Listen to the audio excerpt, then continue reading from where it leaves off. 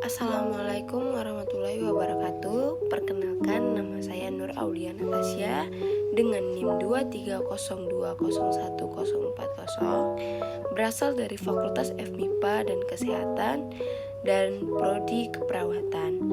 Di sini saya akan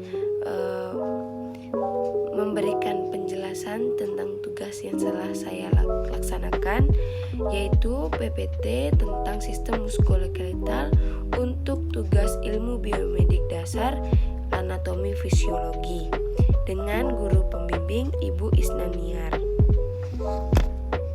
Sistem muskuloskeletal yaitu terdiri dari dua kata, yaitu muskulo yang artinya otot, skeletal yang artinya tulang. Muskulo atau muskular adalah jaringan otot-otot tubuh, sedangkan skeletal atau osteo adalah tulang kerangka tubuh yang saling berhubungan. Muskuloskeletal disebut juga lokomotor. Di dalam sistem muskuloskeletal juga terdapat sistem pergerakan yang saling berhubungan. Di sini sistem pergerakannya ada 4, yaitu saraf, tulang, sendi, otot. Sistem muskuloskeletal juga memiliki fungsi umum tulang. Yang pertama, kita akan membahas tentang tulang. Fungsi umum tulang yaitu formasi kerangka, formasi sendi-sendi, pelengketan sendi sebagai pengungkit, penyokong, proteksi, hemopoiesis, imunologi, penyimpanan kalsium 90-70%. Di sini saya telah memberikan gambar dari atas tengkorak hingga tulang pergelangan kaki, yaitu tentang kerangka dari tengkorak sampai tulang pergelangan kaki. Dan tulang juga memiliki fungsi khusus seperti sinus, parasalis, email gigi, tulang kecil telinga, panggul wanita. Faktor pertumbuhan tulang yaitu herediter, nutrisi, faktor endokrin, faktor pernapasan, dan faktor mekanis. Saya telah memberikan contoh di sebelah kiri saya atau kanan yang tentang gambar, yaitu tulang yang dari kecil hingga besar, dan bentuk-bentuk apa saja yang dari kecil ke besar seperti itu. Sistem skeletal dibentuk oleh 206 buah tulang yang terbagi dalam 2 bagian besar. Satu seperti axial skeletal, juga terbagi dalam tulang tengkorak 28 buah, tulang hyoid 1 buah, dan tulang vertebra 26 buah, dan tulang iga 24 buah. Bagiannya seperti yang di samping, juga ada skull, auditory, hyoid yaitu terbagi juga, vertebrata, iga, sternum. Apendikuler terbagi dari ekstremitas atas dan ekstremitas bawah. Ekstremitas atas yaitu scapula, clavicular, humerus, radius, ulna, carpalis, metacarpal, dan phalangus.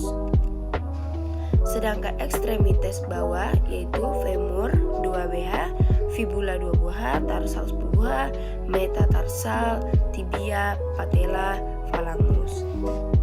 Secara garis besar, tulang adalah melindungi bagian-bagian tubuh yang lunak, melakukan pergerakan, dan sebagai kerangka bagi tubuh sehingga tubuh dapat berdiri dan bergerak. Di sistem ini juga ada sel-sel penyusun tulang, yaitu seperti osteoblas menghasilkan jaringan osteoblas dan mengkreasikan fosfatase atau dalam mengendapkan kalsium dan fosfat ke dalam matris tulang. Terus ada juga osteosit, sel-sel tulang dewasa yang bertindak sebagai lintasan untuk pertukaran kimia melalui tulang yang padat. Juga ada osteoklas, yaitu sel-sel yang dapat mengabsorpsi mineral dan matris tulang. Sel-sel ini menghasilkan enzim proteolik yang memecahkan matriks mineral lalu terepas ke dalam darah. Di sini juga ada bone anatomy, yaitu bagian-bagian dari tulang. Kita telah mengetahui apa saja fungsi tulang, tetapi tulang juga mempunyai kelainan tersendiri bagi seluruh tubuh, tergantung dengan metabolismenya. Seperti kelainan tulang itu terdiri dari lordosis, kisosis, dan skoliosis. Jika kita punya tulang yang normal, dia akan tegak lurus. Tetapi kalau skoliosis, tulang lurus, tetapi di tengahnya itu ada sedikit membengkok. Dan lordosis itu tulangnya akan condong ke dalam dekat punggung atau dekat perut. Ada juga gangguan SG arteritis, yaitu terdapat di tangan. Normalnya tangan ini dia itu lurus, tetapi kalau rheumatoid arthritis dia akan membengkok. Nih, contohnya telah saya berikan di samping. Kita akan membahas lagi tentang alat gerak aktif otot atau muskle. Sistem otot terdiri dari otot, faskia, dan tendon. Ciri-ciri otot itu terbagi menjadi dua, otot berkontraksi dan otot berrelaksasi. Ketika otot berkontraksi, dia akan membesar, akan mengeras, dan akan memendek. Itu terjadi ketika kita sedang melakukan olahraga, aktivitas, dan juga sedang berlari juga bisa. Kalau kita olahraga seperti nge-gym, dia akan berkontraksi, yaitu di atas bicep, yang di bawah akan tricep, dan inilah tendonnya. Di sini tendonnya. Yaitu dia akan mengecil, lunak, dan memanjang. Seperti kalau kita seperti ini ada bicep, ini tricep. Tricepnya itu lebih besar dibandingkan bicepnya. Nah, di sini tidak ada tendon karena kita dalam posisi tidur dan tangan kita akan ke bawah. Otot juga memiliki beberapa jenis, yaitu otot polos, otot lurik, dan jantung. Kita bisa lihat di samping bagaimana otot polos itu dan otot lurik dan otot jantung. Faskia adalah jaringan yang membungkus dan mengikat jaringan.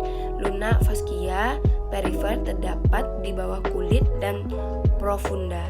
Fungsinya mengelilingi otot, menyediakan tempat tambahan otot, memungkinkan struktur bergerak satu sama lain, dan menyediakan tempat pada dan saraf. Tendon juga memiliki artian mengikat otot pada tulang berupa serabut-serabut putih dan memiliki sedikit elastis. Sebuah pita jaringan yang melekat pada otot dan ujung yang lain berinsersi ke dalam tulang. Fungsinya memungkinkan massa otot yang besar mengkonsentrasikan kekuatannya pada satu tulang atau menggabungkan beberapa tendon protektif dan suportif di sekitar sendi. Sekian dari saya Nur Aulia Natasha. Mohon maaf atas ada kata atau kekurangan yang sangat banyak di kata-kata saya yang tadi atau penjelasan saya. Saya mohon maaf. Assalamualaikum warahmatullahi wabarakatuh.